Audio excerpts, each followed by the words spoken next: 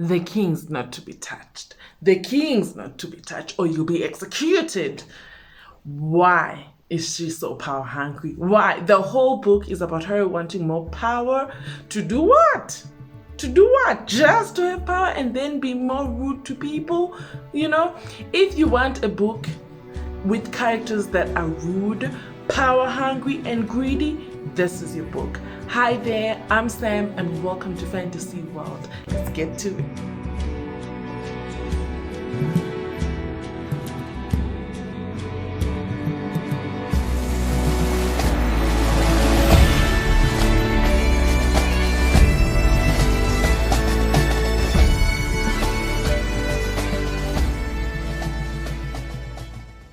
So today we'll be doing a book review, The Shadows Between Us by Tricia Levenseller. I'm gonna put the book cover here because I read it via audiobook from Scribe. In our book, we have Alexandra, the main character. She is not so nice girl, according to my standard. She wants more power, basically. She wants more power, she wants fame, she wants people to adore her and admire her. And so to do that, she has a plan. She wants to woo the Shadow King so that he falls in love with her, marries her, they consummate the marriage, and then he kills her. Alexandra is a person who is not so kind and goes for what she wants, basically. She killed her ex-lover or first lover because he dumped her. We don't know why. So she was heartbroken and decided to kill him just because she's heartbroken. You know, she's that kind of a person. So she has this plan to kill the Shadow King once she has married him. So we have the Shadow King Colias. He is 19-year-old and running the kingdom. His parents has been recently murdered in the kingdom, in the palace, and he's in the middle of an investigation to root out who killed his parents so that, you know, he can be at ease or in an ease state of mind. His council is putting pressure on him to marry or be in a courtship with someone so that he can be able to produce heirs, since he's the last one in line. That's basically the setup of the story. So there is a rule in the kingdom. There are two rules that I'll highlight. First, a second-born daughter cannot go out to society without the first-born daughter not married. So the first-born daughter needs to be engaged for the second-born daughter to go out in marriage. And Alexandra is a second-born daughter. So her sister had just recently got engaged, so she is free to be out on society and woo some rich man, especially the king. And the second rule that I would like to highlight is that the king is not to be touched. Yes. No physical contact of anyhow, unless, you know, they're wearing gloves or it's clothes. Because basically, if you touch the Shadow King, since he has a power to control shadows and call upon his shadows, he will be vulnerable in your presence if you touch. And this results in it being easy to kill him because, you know, he'll be in physical form and not in shadow form.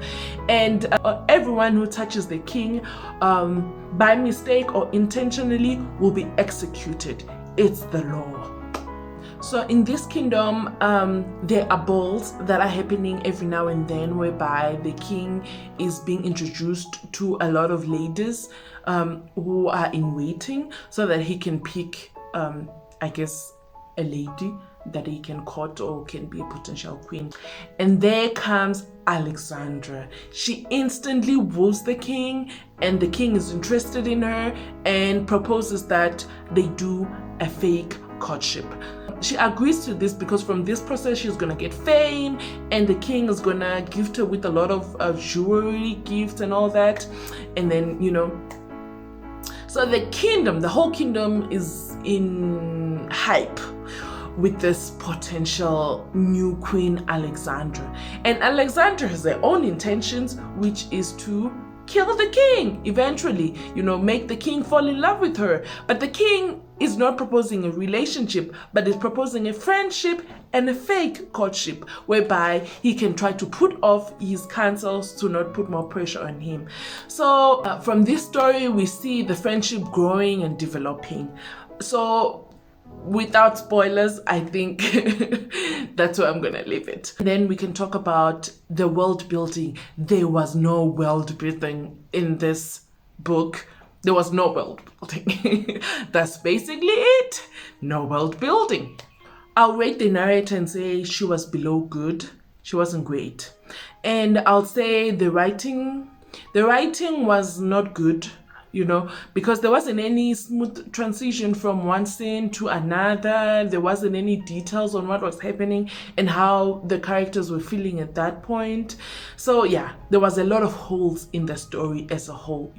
There wasn't a lot of background. There was just, there wasn't any proper reaction of characters towards certain issues that were supposed to be big and dramatic. They would just laugh about it and move on. And in character development, the characters, I'll say, were developed to a certain extent. It's just that I didn't like the way they were developed because they were not so nice people. They were rude people. They looked down upon servants and people whom they thought were below their standard. For example, there was a robber who normally robbed the rich people and give it to the poor, and this was the biggest problem in the kingdom. The king was up and down, meetings and everything, to find this robber who's robbing rich people to give to the poor.